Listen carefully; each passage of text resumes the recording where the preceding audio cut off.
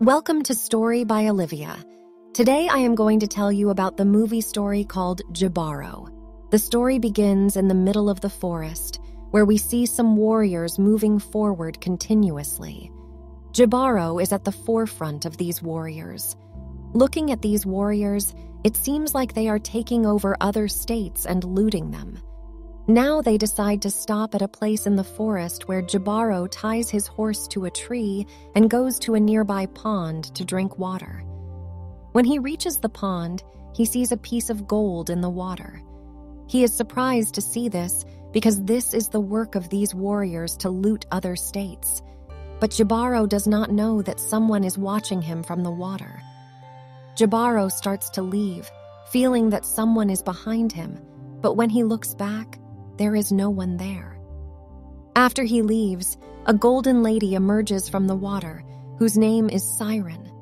Siren starts dancing strangely, and after dancing, she screams. Hearing her voice, all the soldiers around there are drawn towards her. In fact, everyone is enchanted by her voice, and when they see Siren, everyone wants to have her. As they advance towards each other in their quest to gain the upper hand, their swords clash, resulting in their deaths. Those who survive are drowned in the water, and in this way, all are killed by Siren's voice. Only one warrior survives, who happens to be Jibaro. Siren sees Jibaro and screams loudly, but her voice has no effect because he is deaf, meaning he has no power to hear. Siren is surprised to see this because no one has ever been able to resist her magical voice before.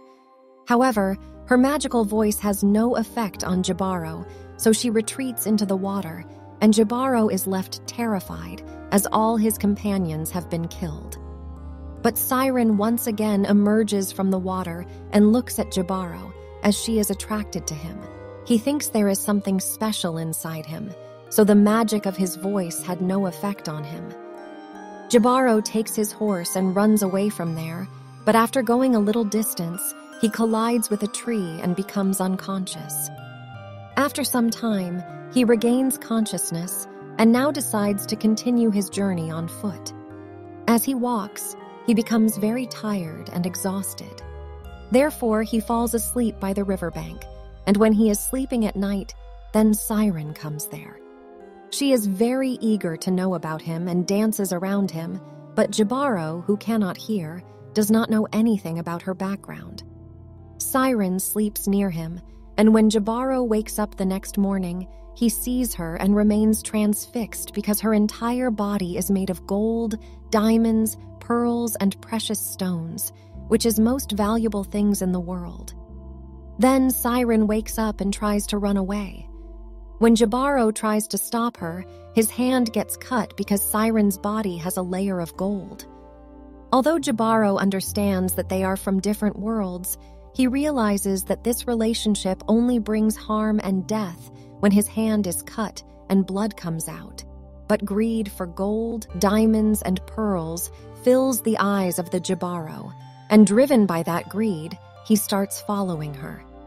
Siren, on the other hand, keeps dancing continuously in the river, and when she reaches the riverbank, the soldier lowers his sword. Siren also looks at him with a desire in her eyes because he is the first person she has encountered who has survived her voice. And now, they both start moving towards each other. They soon come close to each other, after which they kiss. Blood flows from the Jibaro's lips, indicating that they are not meant for each other. But the Jibaro wants to fulfill his greed for gold, diamonds, and pearls, while Siren wants to fulfill her lust. They have come close to each other because both of them have their own desires and greed.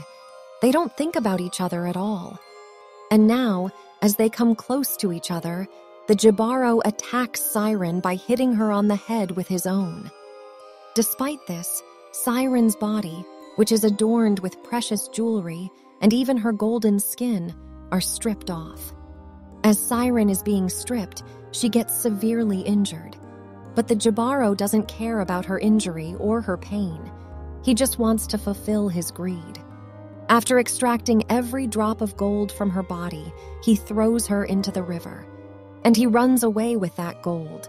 But the weight of the gold is very heavy, making it difficult for him to carry it. But still, greed inside him says that he has to take the gold and go from here, even though he knows that getting out of this forest is not that easy. Meanwhile, we are shown Siren's body, which reaches her pond flowing, after which a stream of blood emerges, which spreads throughout the river.